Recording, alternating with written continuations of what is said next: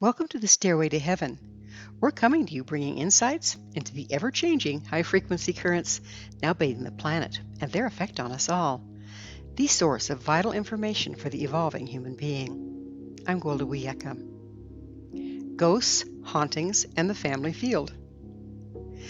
There's a hidden but powerful energetic component to all family units. As we've gotten away from cultural ceremonies and rituals, we've become mostly unconscious of the energetic manifestation of family.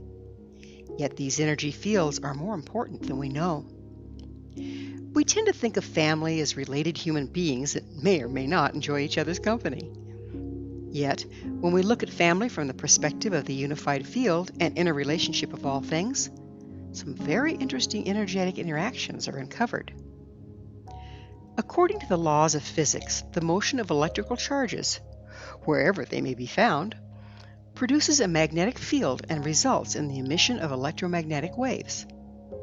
As we've discussed in prior episodes, there is a measurable, scientifically proven electromagnetic field surrounding the body of humans and animals.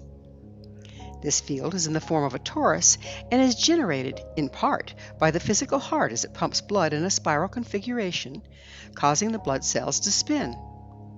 The spinning provides the motion required to produce an electromagnetic field. The red blood cells contain iron, as does the Earth's core. The Earth spinning around her iron core creates the electromagnetic field of the planet. Though slightly different in form and function, not just humans and animals, but the elements and most everything else, including our DNA, have electromagnetic fields. These fields extend well beyond the body creating them. Every place these electromagnetic fields cross, there's a subtle exchange of information in the form of frequency. In the case of personal fields that remain in close proximity with other personal fields, over time, resonance occurs, creating a larger overlording field. This common field is also in the form of a torus, whereby the whole is greater than the sum of its parts. At the same time, the whole impacts each part, and each part determines the whole. Thus, each family has an overlording field containing the resonating frequencies of all its members, whether human, animal, plant, or seemingly inanimate material. The members of our family, be they dead or alive, pets, the house we live in, plants in our yard, the land we live upon, all contribute to the overall frequency and resonance of the overlording family field. This field provides a container, a home base if you will, from which we operate. This explains why, though it may be fun to travel and experience new things, eventually we tend to get homesick. It also reveals why it can take a while for a new house to feel like a home. When we move into a house formerly occupied by someone else, their family field is still there, while we left ours at the old residence. Over time, this corrects itself as new relationships are built, but it does take a period of adjustment and realignment. This process of realignment can be sped up using ceremony, which we'll address shortly. There's a great amount of information exchanged between every member of the family field. In the case of humans, this exchange can be mostly unconscious. Animals are especially sensitive to the field. They tend to communicate with each other more through the common field than any other form of interaction. In the wild, this manifests itself as a huge flock of birds turning as one without a mid-air collision. Wolves hunting together in perfect synchronicity without verbal or visual cues, and dolphins gathering around a laboring mother to help push the newborn to the surface for its first breath. Through the common field, animals in a human family will sense when the frequency of a family member is compromised by illness or emotional upset. A cat will lay on a sick person, often directly over the affected area, and purr. The purr is a frequency that the cat can naturally modulate to correct the frequency imbalance associated with the illness.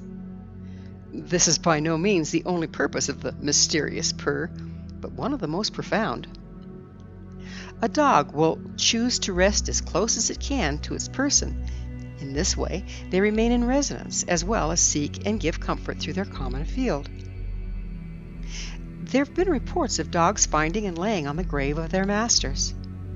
The explanation given is the dog's sense of smell. Smell? 6 feet under, in a sealed coffin after being embalmed? Maybe.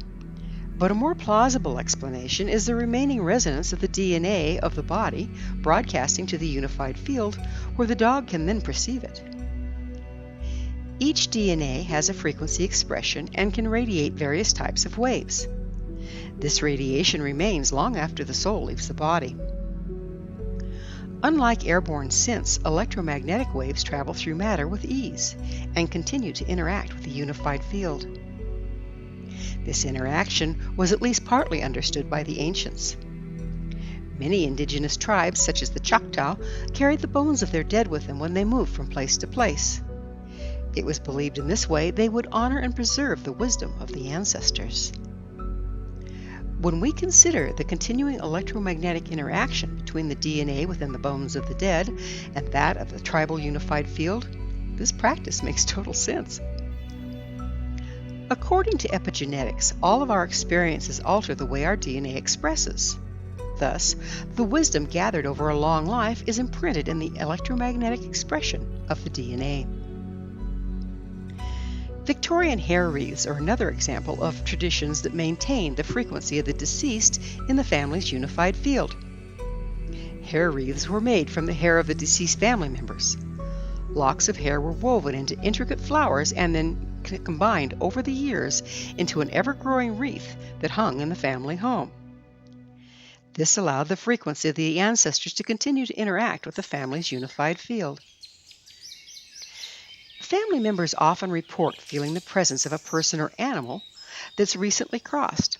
Whether dog, cat, or another human, the manifestation can be profound. Particularly sensitive people may even hear, see, or smell the lost loved one. These experiences are often referred to as seeing ghosts. While the body of the deceased may be miles away in a graveyard, their resonant frequencies remain in the family's unified field. Over time, the frequency of the dead will fade, giving way to the frequency being generated by the living. The frequency of the living continues to regenerate the overall field, overshadowing that of the deceased. The electromagnetic expression of articles also impacted by long-term association with a person. Eventually, objects that tend to resonate with their owners. Unless cleared through ceremony, they'll continue to carry this frequency after the owner has crossed. The more things belonging to the person who has crossed that remain in the home, the longer the deceased's frequency takes to extinguish. Therefore, it's customary to remove all the articles and clothing belonging to the dead soon after they pass. This practice allows the remaining family members to let go and move on to rebuild the family's field using the frequency of the remaining members. Every time we recall or discuss a deceased person, we are in effect rebuilding and resonating with their frequency. In this way, ghost stories do indeed conjure ghosts. My Lakota teacher told me that one never speaks the name of the dead, as to do so will bring them back. While a bit oversimplistic, there is wisdom in his statement. Words carry frequency. Names carry a frequency that we associate with a person who went by the name. To speak the name of the dead to another person causes both of you to resonate with the frequency that the person expressed while living.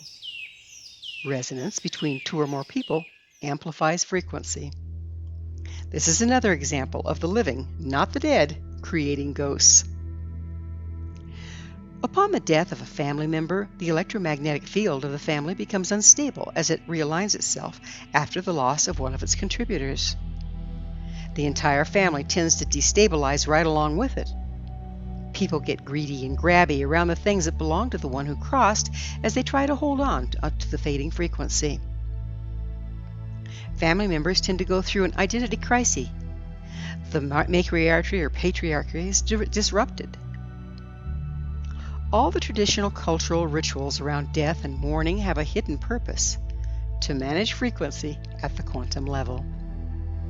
These rituals help restabilize the family's unified field and reestablish balance within the remaining members. As we get further and further from our roots and old traditions, these needs are no longer being met. As a result, we live in a soup of unprocessed, imbalanced frequencies that are at best chaotic, if not downright dysfunctional. In the lack of a provision for dealing with loss, we tend to put the ones that have crossed into the recesses of our denial to avoid feeling the pain of our unprocessed grief. This deprives us of the ongoing wisdom of their frequency could provide. Or we dwell on them, hold on to their old belongings, continue to celebrate their birthdays year after year, never letting them go, and forever remaining in the past with their memory. Death is not the only thing that impacts and destabilizes the family field. Happy events like births, coming of age, or marriages also affect the overall system and all of its members. Every time there's a change in the members of a field, the field must destabilize to reform itself around the new contributors or exclude the frequency of the ones that leave. During this time of destabilization, the safe container provided by the family field may be compromised for a while. Ceremony that engages the conscious agreement of the members can greatly aid the stabilization of the field and shorten the time it takes for things to be in flux. This is the hidden purpose behind birth naming ceremonies, coming of age ceremonies, marriages, and funerals. There are ceremonies present in every religion and culture. If traditional ceremonies don't jive with your belief system, it could be helpful to create new ones, fitting to your life and circumstance. There's a lot to be said for living ceremony designed for the current times, people, and circumstances. However, it's never wise to rock the boat before you know what makes it float. Take time to study the old ways, considering the energetic component they were designed to mediate. Learn and employ the basic principles common to all rituals, and build your personal ceremonies using their tried and true structure.